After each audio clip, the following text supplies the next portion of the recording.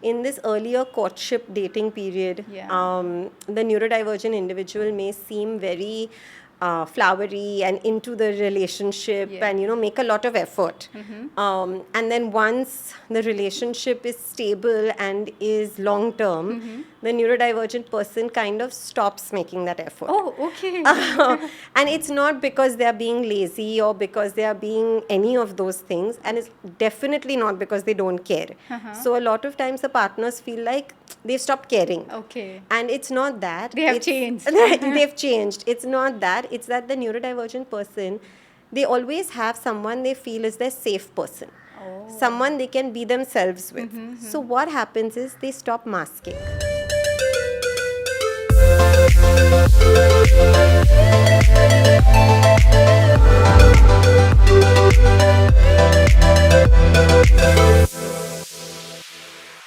Hello, everyone. I welcome you all to Imperia Connects, the podcast focused on family well being. Often, when we consider diversity, we think of characteristics such as race, age, gender, and sexual orientation. But there is also diversity in the way people think, process thoughts and experiences, and interact with the world around us. Today, we are going to talk about neurodiversity, neurodiverse relationship, and challenges in the workforce. It is thought that about 15 to 20% of the world's population is neurodivergent. To discuss on this topic, I would like to welcome our guest today, who is the founder of Speech Dysphagia Language Clinic, a leading speech occupational therapy and counseling center in Mumbai. Also a certified couples counselor and a speech language pathologist. Let's welcome our guest, Dr. Marzia Maskati Shivkramani. Thank you so much, Doctor, for coming to our podcast and accepting our invitation. Thank you so much for inviting me and talking about a topic that I love. So, Doctor, to get the clarity on today's topic, let's start with a simple question, that is, what is neurodiversity and what are some examples of neurodivergent conditions? So, neurodiversity is believed to be a different wiring system of the brain. It's not a deficient system, it's just a different system. And examples of neurodivergent conditions, the most common ones are autism and ADHD, but this also includes dyslexia and OCD and bipolar disorder. All of those come under the neurodivergent umbrella. Oh, so the range is quite wide, I can say that. It is very wide and the traits overlap a lot. So, a lot of people who have dyslexia may have traits of ADHD, may have traits of autism. So, all of those kind of coexist. So, do you think, Doctor, this is a recent concept? The term is more recently used. The different wiring has been there since the time there were humans on this earth. But a lot of the terminology is new. And a lot of the labels are giving people a sense of belonging to a community more than feeling different or disordered. So you mean off late we have started differentiating, and that's why there is a whole lot of community which we can see now in place? Yes, so of late I think people have become more aware of who they are, what they need to be successful, what they need to be comfortable, and that kind of has helped build this community. So do you think, Doctor, it's also a disability? So a huge part of the neurodivergent community views it as a disability. Okay. They do view some of the traits they have as disabled traits. But the earlier times, this fell under the medical model of disability, where therapists and doctors used to say that your child has a disability, or as an adult you have a disability, and you have to learn how to fit into the neurotypical norms.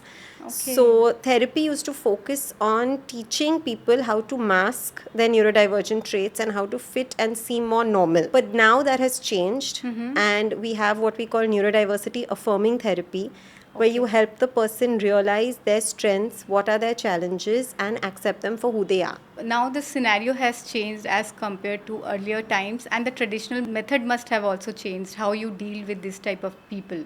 Right, exactly. So earlier methods used to focus on, like I said, teaching neurotypical social skills, Things like, making eye contact, things Forcing like them to do that. forcing them to do that, being like, if you don't look, nobody will understand that you're talking to them. So Things their like, own identification was in crisis. correct. And in doing all these things, in trying to fit in and be more neurotypical, they were masking their own traits. And that Yes. led to a lot of anxiety, Stress. a lot of stress, and all those things. So Yeah. it came out somewhere else. Yeah, so it means you are always putting a mask on your face and trying to be fit in that crowd where everybody Exactly. is there. Now, also, you differentiate between like mild, severe, or moderate type of autism is still valid. So we don't use the labels of mild, moderate, severe anymore. What we say is the diagnosis is autism. Some people with autism have, like we say, higher support needs. So if you have someone who is autistic but is not speaking, so then they have higher support needs. But then there are people with autism who have lower support needs. So they may not need help with things like speech or things like social communication or things like that, but they may have other challenges. So earlier, what used to be severe or what we say is high support needs may be some autistic individuals who have self-injurious behaviors. These repetitive Threatening kind to of themselves. behaviors that can hurt themselves. Yes. So that we consider, someone who will require some supervision and support. Monitoring all the time Exactly, in that case. exactly. Okay. So now let's speak about relationship. So doctor, what do you mean by neurodiverse relationship? So can you highlight some points on that? Sure. So I've trained as a neurodivergent couples counselor, and I work with a lot of adults who are neurodivergent. Okay. And like I said, a lot of these adults are all diagnosing themselves later in life. So they've all been missed as kids. And the reason they've been missed as kids is because, they're intelligent, they've managed in school, they've done well. So that's why none of it has really come up. Okay. But then what happens is later, when they get into a relationship, sometimes when the partner is neurotypical, there becomes a communication clash between the two. Yes. Because, like I said, each one's communication style is different. So, whereas a neurodivergent person may say things very directly, the partner may take it as they are being so blunt and so rude. Yeah. How can they say something like that to Exactly. me? So it's, the counseling involves each one understanding the other's communication style. So open communication can become a problem here because somebody may feel that it's very blunt. Exactly. Whereas that is mind is wired actually. Exactly. To be honest, to be Yes. truthful, Yeah. to say, like a simple example, do I look good in this dress? No, I think this color doesn't look good on you. Yeah. So, because that's what honestly the person may be feeling. Yes. But the partner may get very offended. But doctor, what are the challenges, like big challenges they face in their relationship? So one big red flag, like we'd say, or one big where people seek out help is in this earlier courtship dating period. Yeah. The neurodivergent individual may seem very flowery and into the relationship Yeah. and make a lot of effort. And then once the relationship is stable and is long term, the neurodivergent person kind of stops making that effort. Oh, okay. And it's not because they are being lazy or because they are being any of those things, and it's definitely not because they don't care. So a lot of times the partners feel like they've stopped caring. Okay. And it's not that. They have It's- changed. They've changed. It's not that. It's that the neurodivergent person, they always have someone they feel is their safe person. Someone they can be themselves with. So what happens is they stop masking. Okay, so they come in that comfort They come in their area. comfort zone and they stop masking. So when I say stop masking, that need to make small talk, like we Yes. say, like that they have to put on at work or at parties or whatever, they stop doing it at home. Okay. And the partner feels like there's no interest only in this relationship, but that's not the case. Okay. So this kind of gap sometimes leads to problems in the relationship. Don't have that common language between the Exactly. partners. And neurodivergent individuals tend to be very task oriented. So what they will do for their partner is do all the tasks for them, take care of, say, taxes, take care of bills, take care of this, take care of... Okay. It's their way of showing that, okay, I'm invested in this relationship, I care, I'm doing all this.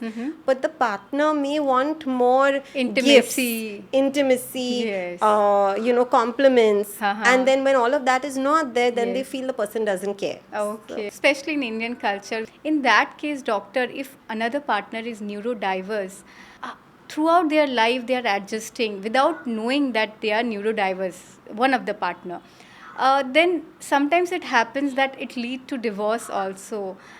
What do you say on this? So, like I mentioned, when you have a couple where one may be neurotypical, one may be neurodivergent, the neurotypical partner ends up adjusting a lot more.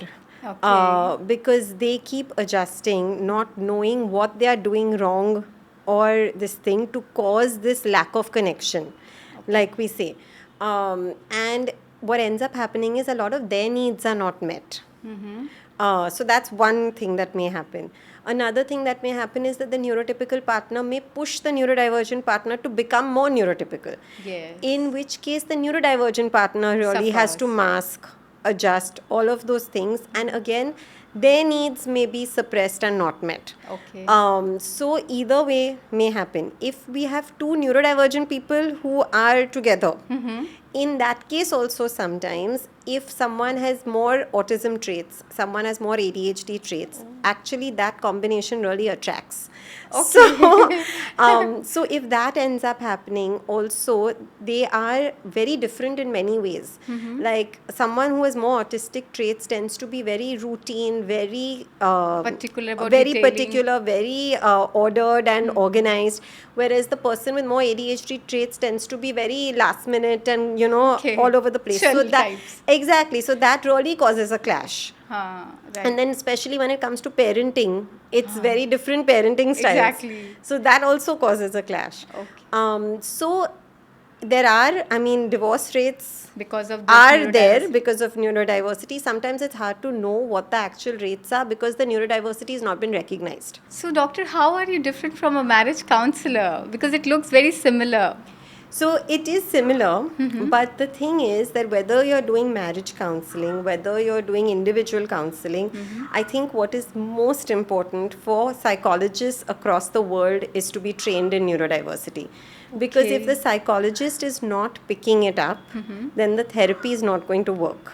Okay. Because if you don't take that neurodiverse framework in mind, then you're using therapy like CBT, cognitive behavior therapy. You're using talk therapy, which is proven to not work for neurodivergent individuals. Okay. So then what ends up happening is that it just doesn't work. So you're not working on the whole, you're just working on parts, and that's Exactly, the you're reason. working on symptoms Yes. without getting the underlying cause. And then that's why there's no follow through. It doesn't last. The couple will come, they understand everything in the session, but then there's no follow up. Okay.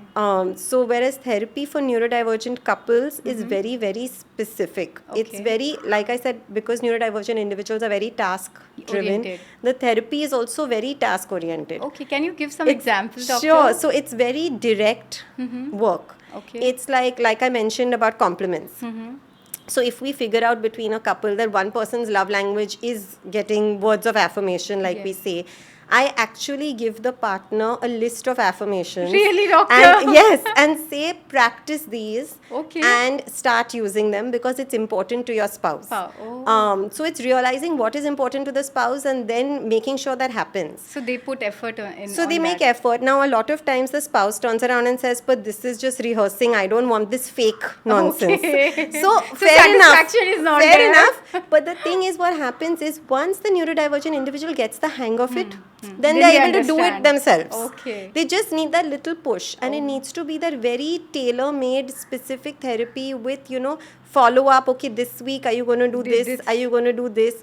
Rather than talking about feelings. Because when talking about feelings, you're just going around in circles with the neurodivergent individual and no behavior changes. Okay. And so, how many therapies do you give generally for a couple? Like, Sessions. Yes. So it depends on so usually a couple will reach out when they are in crisis. yes. So once we get past that crisis, so if they're in crisis, we'll do like 1-2 sessions a week. Okay. Once they get past the crisis, they do check in as and when They something require. comes up. Exactly. Okay. Exactly. Doctor, as scientists have said that this is not a disease at all. And so, just that their mind is wired differently. So, sometimes they are little sensitive to the smell or could be the loud music, etc. What are the unique strength they bring to the relationship? And also, how does it add color to our society, doctor? That's a great question.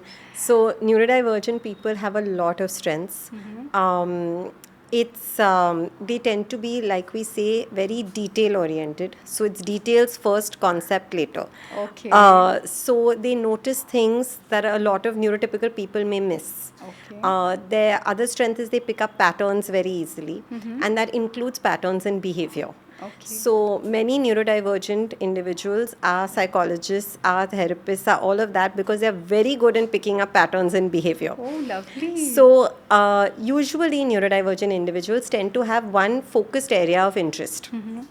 And if that focused area of interest becomes their career, they tend to They excel in excel that. in it. Okay. So, in a lot of creative fields, there are a lot of neurodivergent individuals who are now diagnosing themselves, a lot of Hollywood stars, a lot of earlier scientists. In every single field, whether it's in sports, whether it's in medicine, whether it's in everything. But there is that hyper focus, that absolute concentration on what they really like, and they know it inside out, and they never feel like they're working when they do it. So they tend to be very, they very enjoy. successful in that. Exactly. And like I said, the attention to detail, they tend to be very empathetic. So the thing is, they absorb a lot of the energy and a lot of the emotions of other people. The way to show it is a little different, which is why a lot of people think that neurodivergent people are not empathetic. It's not like they're not, they just don't show it in the same way as neurotypical people do. Okay. So an example is that, if you're saying a story of something that has happened to you and it's a sad story, a neurodivergent individual may say something sad that happened to them. And they're doing this to relate to you, not to turn the attention away from you. Okay. So it can go other way around also. That's what, but it depends on whether the society has an understanding of how this brain works. But what happens is, because neurodiversity is genetic, Oh, okay. it tends to be that a parent is neurodivergent, one or both, and then the child is neurodivergent. It's So- it's 100% doctor that It is, yes. Okay. So automatically, sometimes, even if it's not diagnosed, there's an understanding that happens at least from the parent to the child. So, for example, recently only someone told me, my son doesn't really like to go to parties and likes to hang out on the side. And then, but she turned around and said, but I'm also exactly like this. She understood. So that understanding is there. So she's not pushing him because she Yes. doesn't push herself. Okay. So automatically that understanding is So there. it's important for the parents that if they have something like this, they should understand the children also. Right. And same way a sibling also, if a parent understands, the sibling will understand. Okay. What becomes difficult is in the school age years, because peers may not always understand. Absolutely. And you may not always find a peer you can gel Comfort. with. Childhood, we always have this expectation that children should be listen. a certain way. Okay. It starts from even a teacher in a classroom. A teacher will always say, if you turn your back, how do I know you're listening? Look at the board. Yes. But now with neurodivergence, you know that even if they've turned their back, they can be listening. Oh. So, but because in a schools have certain rules, Rules, so yes. all children are expected to follow the same set of rules. That's why children end up masking a lot more. Yes. And as they grow older, they find people like them. and then Like-minded people. Exactly. And then they don't have to mask so much and they end up making more friends. Okay, so they are more comfortable when they grow up. The challenge is basically when they are young. Okay. Now, my next question to you is that you must be having some international client and Indian client. Do therapies differ over there? So, in the Indian context, with any person I work with outside India, therapy is mainly about the couple or the individual. When it comes to India, therapy is about the family. Okay. So it's always, there are multiple people involved. Yes. If I'm working with an individual, parents will be involved, siblings will be involved. If I'm working with a couple, in-laws will be involved. Yes. So You have there a big is- challenge. Exactly. So there is a lot of all that. Yes. What I have seen based on personal experience, not any numbers, But like I said, like it runs in families. And now we have more understanding, more awareness. So, say our generation, the generation younger than us, all of us have a better understanding. Yes. The older generation They does do, not. yeah. What happens with neurodivergence that is left undiagnosed? Sometimes, especially when it's the male member of a family, Yeah. because they anyways are in the Dominate. seat of control, Yeah, they dominate. it turns into a sort of narcissism. Okay. And it becomes very difficult then for the couple, for anybody, because once it turns into a narcissism, there is no understanding of how you're wired, what works. So that becomes very difficult to navigate. Yeah. So it means that you are ruling the whole family and you are dominating overall. So I'm working mainly with the couple. I work with the couple, but what ends up happening is, or I work with the individual, and but what ends up happening is that I have to kind of teach them how to navigate this sort of narcissism with the parents. Okay. Oh no, it must be such difficult task that time for you. That is very hard. Yeah, because you have to go back and you have to make them understand that it's not coming from here, it's somewhere else which is putting a pressure. Exactly. So this individual must have suppressed his feelings. Exactly. And then it's turned into this. This. Which becomes very tough because it's, as a person, you always say, okay, but I can explain it this way, I can show them this way. But when you're dealing with someone who is narcissistic, Yes. no amount of explaining can help. Yes. Explanation doesn't work over there. At all. Yeah. So I have to Because teach they are very ways. strong-headed. Exactly. So I have to teach ways of how to draw clear boundaries, how to Okay. protect what you have, and live your own life. Yes. If they feel that this coming from somewhere else and they feel that we need our peace of mind, in that case they want to separate themselves from a joint family. Have you seen this type of cases? Yes. And then once you get into a nuclear family, it becomes much easier. Oh, Much okay. easier. But the problem in India is not even living so much. Sometimes it's living, but the biggest problem is the joint business. Okay, yes, that is So, also. and that's a very India specific Yeah, thing, yeah. To have these family businesses. But that is our root. That right? is exactly. Yeah. But that when you're dealing with someone who's narcissistic becomes very challenging. Yes. So in that case, how do you work with them, like as a couple or as a nuclear family? How do you work? Because it will be very challenging to change their mindset. It's impossible to change their mindset. So Okay. what I have to do is to teach the individual how to make clear boundaries and still protect what they have. So you have to draw the line. Exactly. And to basically teach them to stand up for themselves. Exactly. Yeah. Because the thing in dealing with a narcissist is that the more you stand up, it gets very ugly. Yes. But then eventually they get it. They get that boundary. Yeah, as you already said so many times that they are very particular for detailing and all. This person is trying to deal with his family or his children. Then for this person to adjust, there could be many things. It must be quite challenging for you as a therapist. Beauty of a neurodivergent mind is that it's very compartmentalized. So when something is bothering them, it stays in that compartment, doesn't spill over to everything else. Okay, it's like Almira. Like Yes, you have a compartment, you exactly. keep it there, and then you So move that's out. another very good strength. Wow, that's a wonderful strength. So I they are must say. able to do what they need to do. Okay, they are quite focused. Then. Exactly. They're able to do what they need to do without things trickling into one another and making everything a mess. Yeah. But it's also very different in men and in women. Okay. Because in women, women tend to get misdiagnosed a lot with anxiety and with OCD or with bipolar disorder Okay. when they could just be autistic. And that happens very, very often in women. And like I said, because they mask a lot. So Yes.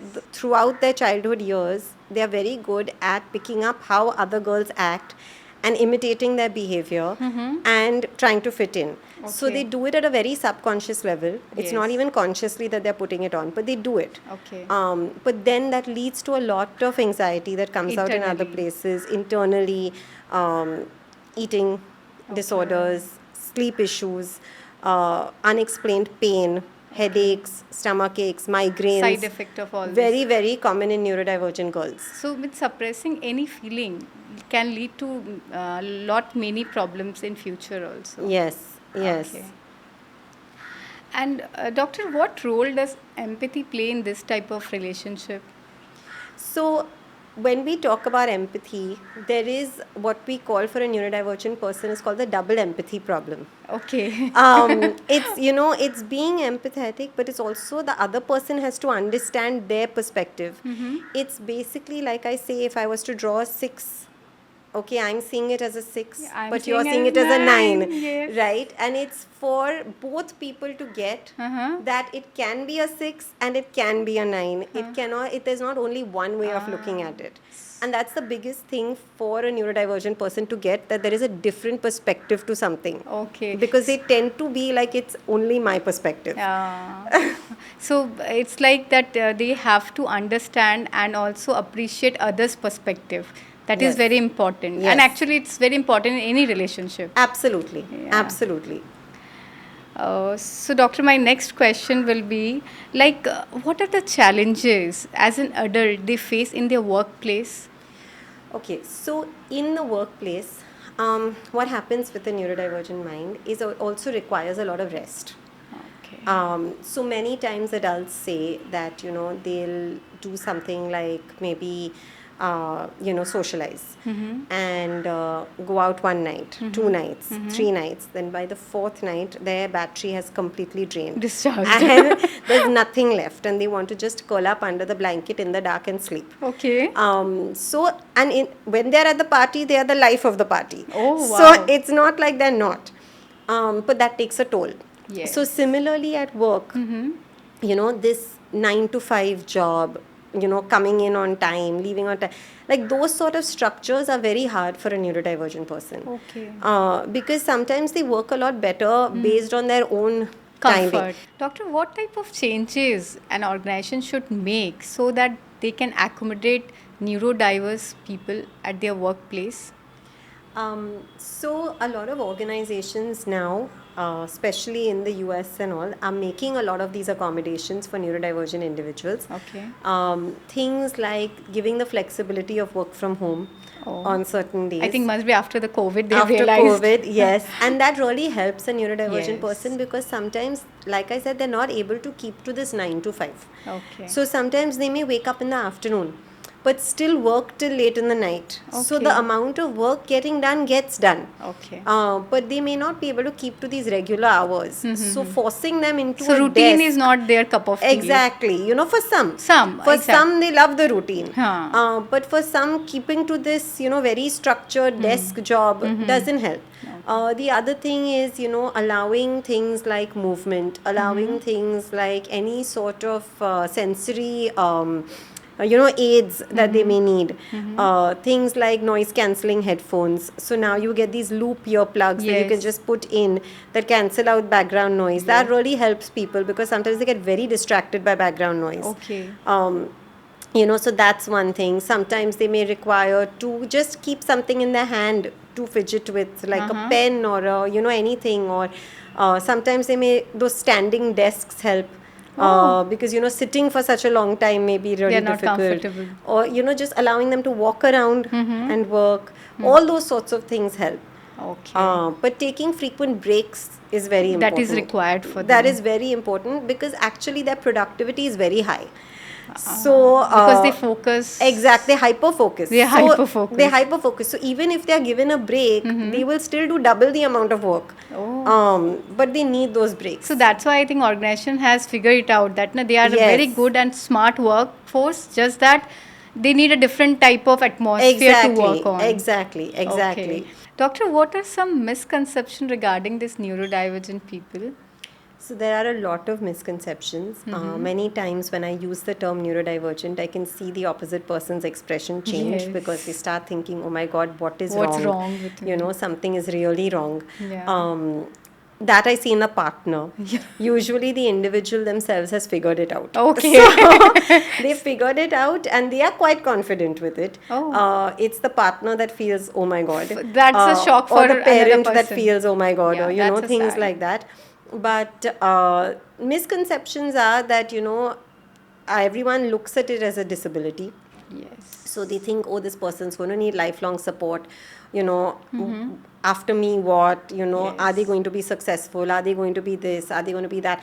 And those are all misconceptions because, like I said, it's a wide spectrum. There are people who have high support needs who definitely will need lifelong Those are support. severe cases. But there are enough people who have lower support needs and are very successful. So, But- like I said, there are many celebrities who are coming out now and saying that they're neurodivergent.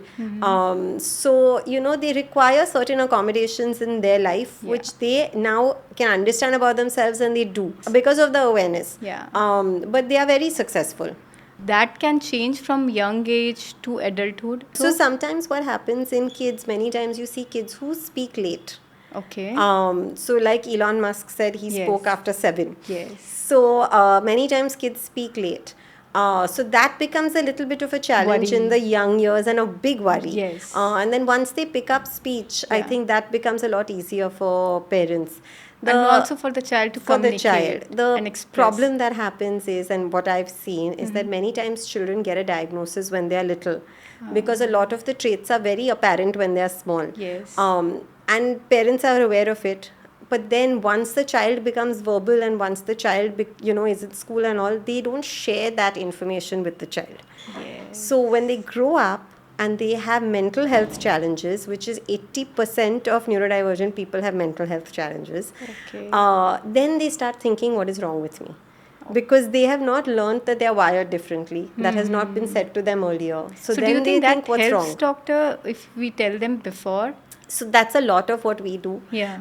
at my clinic. We educate children about how they are wired from a young age. Okay. So that they grow up with that Confidence. Yes. and that they see it as a strength instead of thinking what's wrong with me. Exactly. That will make a lot because of our difference. society is They want in a particular- it's yeah. designed for neurotypical people. So a neurodivergent person anyways feels like they are out of place. Yeah. And so if you teach them that it's a strength, Yes. and that they can relate to other people, then they come from a place of confidence. Yes. Yeah. And they take decision differently, but they are also human being and they are also part of the group. Yes. Yeah. So they always keep on justifying themselves. We are also having strength and Yes. we can also do. So mental health is always being knocked. Like, am I okay or not? Yes. Am I good for this society or not? Yeah, that if you question. don't reveal all this, Yes. then that always becomes a question mark. Yes, that's what. And then later half, then it becomes like you are suppressing your emotions, and there will be n numbers of mental health issues. And physical issues also. Yeah. Like I said, like the migraines and body Yes. pain and all of this happens. Yeah. That's really sad. Like, our society should try to open up and discuss more on this topic. I think that may help people to understand this, that this is not a disability. It's just that people are differently wired. Exactly.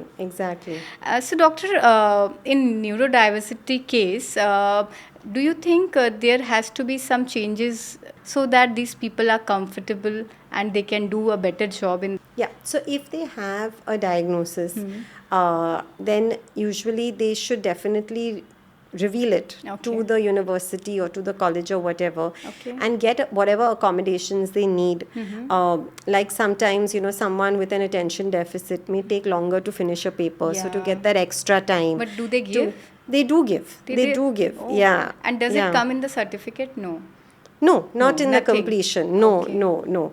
But things like that, so they can advocate for themselves Yes. if they only understand what is their strength and what is their weakness. Yes. Only when they are speaking to any of the therapists, that may also Exactly. help. And they are open to discussion. And doctor, what are the resource or support network as a family we have in India? So there are a lot of support groups for neurodivergent individuals, adults. Okay. I wish there were more social Groups. Yes. I also wish that people spoke about it more More openly, often. Yeah. especially in marriages, Yes. because nobody talks about it. Exactly. But it's a thing that a lot of people struggle with. Yeah. But that sort of openness has not happened yet. Okay. But whereas abroad, it's very, very common. Okay. Like kids themselves are talking about it openly. Oh. So it's just not that common here yet. So you have already answered this, but just I will ask you once more for my audience, that people who are neurodivergent successful in their life. Very successful. So some of the most successful people are neurodivergent. Okay. So like I said, in every single field, whether it's creative, whether it's technical, they tend to be very, very successful because they really can hyper focus and they can see things in a very different perspective. So how do a partner looks into this? Because for a partner, it must be very difficult if somebody is very hyper focused on particular thing. Maybe it could be an office job or at house for cleaning or something. Then her life must be in a mess, thinking that why is he so hyper about a particular thing. Then how do you handle as a doctor in that case? So that's what to figure out between them. Like say one person is very focused on their job or their career or whatever it is. It's basically, really showing the other person that, okay, this is the time that they can take out, trying to work within their timetable for the week and saying, okay, this much time keep for the kids, this much time keep for exercise, this much time keep for this, and making it sort of like a plan to follow. So they work really on breaking plans. it down. Okay. Really so breaking they work it down. on small aspects. They work much better when it's very specific. So if I say, sitting on my chair, say, oh, you should spend more time with your kids, that doesn't will not mean work. anything. Oh. So what time? Sunday morning? Okay, Saturday they afternoon? will become so particular. Right. So when we make it that specific, then it becomes a lot easier to follow. Okay. And then once they get the hang of it, they get the hang of it. Then they are very good. Yeah. Okay. So Exactly. just that extra push is required and detailing is required. I think then they work wonderful. Exactly. Okay. So to go from that, marriage counseling for neurodivergent individuals actually goes very quickly. Okay. Because it's like a light switch. Once they get it, they get it. Or otherwise? And the changes get made very quickly. Okay. Or otherwise, But doctor? otherwise, it becomes a big problem because then you're just going in circles. When Yeah. you've not understood the neurodiversity, you're just going in circles and you're wondering why the therapy is not working. Yes. Why is this person not understanding? That's what. So you have to speak the same language. Yeah. That's the main thing. So, doctor, it's very important here that they should understand other person's point of view and appreciate what the person is saying and try to change in their relationship in day-to-day life. So the biggest change that I say for a neurotypical person to make if they're in a relationship is be direct and be specific. Okay. And I think that is something, especially in Indian culture, that we are taught to not be. Yes. Like if we go to someone's house and someone says, no, will you eat more? No, I'm okay. No. Even though you may want more. Yes. So as a culture only, we are taught to not say exactly what's on our mind. Exactly. Now, what happens with a neurodivergent person is if you don't say exactly what's on He your will- mind, they are not going to guess it. Yes. They will leave it and move on. Exactly. And then you will think they don't care. So the big thing to change is be direct, be specific. You want something, say Tell it. them. How you want it, say it. Okay. But sometimes people are not comfortable They're even. not comfortable, and that takes them a lot of practice. Yeah. And that also I met with a lot of resistance. Yes. Why should I say it? Yeah. They should understand. Because everyone They think should if I'll read- say, then what Yes, is left? They should read my mood. Yeah. They should understand how I'm feeling. I understand that, but it takes the neurodivergent Time. person also time to adjust to the other person's mood. Eventually, they begin to understand, okay, this body position, this means, okay, right now not feeling great. I won't ask too many questions. Okay. So they get that. Yeah, but it takes some time. time. So till it does, it's good to be direct and very honest. And especially in India, when we have mixed marriages, Custom. and different- customs are different, traditions are different. It's very, very good to be perfectly direct and specific, because otherwise really the Challenging. neurodivergent person will not understand what to do. And the neurodivergent person tends to have grown up in a neurodivergent household. So customs and traditions are as per that household. Yes. Now if you are getting with somebody else who has different customs and traditions, even if the religion is the same, but the customs are different, then it's not like they're not open to doing it, but you have to be clear about what it is. Yes. Understood, doctor. So that. Yeah. You have to be very specific what you want from them. Exactly. And you are saying that if you are clear, then I think your life is sorted. Much easier. Much Yes. easier. So that is the therapy you give them.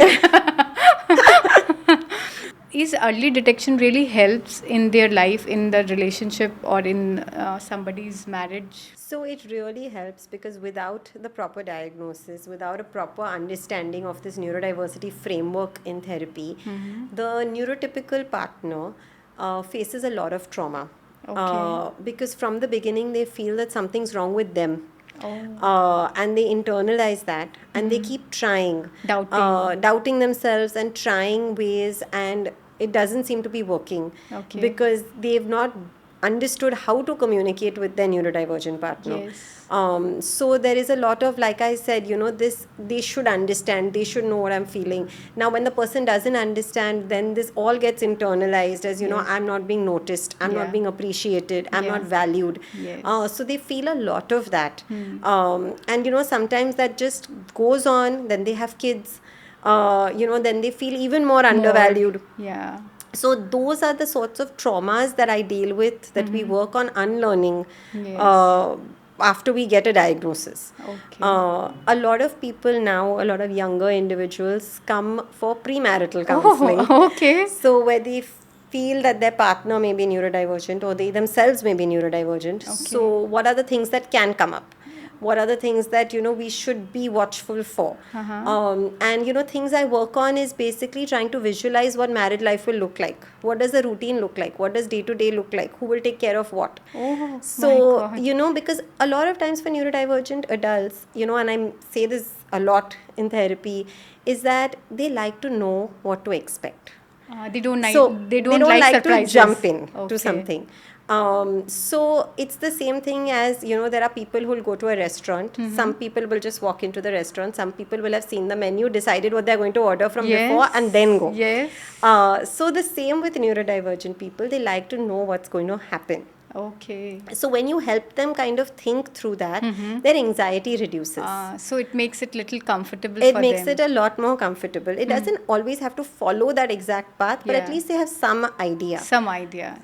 So that really helps. So, doctor, this is my last question to you. The LGBTQ individuals are neurodiverse. A lot of neurodivergent individuals identify as LGBTQ+. There are many different theories for this. Some say because neurodivergent individuals don't have such strict, they don't follow social norms so strictly. They tend to be a lot more gender fluid. There are many other theories, but yes, it is very, very common in neurodivergent individuals. So, doctor, what message do you want to give to our audience? What I'd like to say is educate yourself as much as you can about neurodiversity. It's a part of our gene pool. It's not something that we can ignore.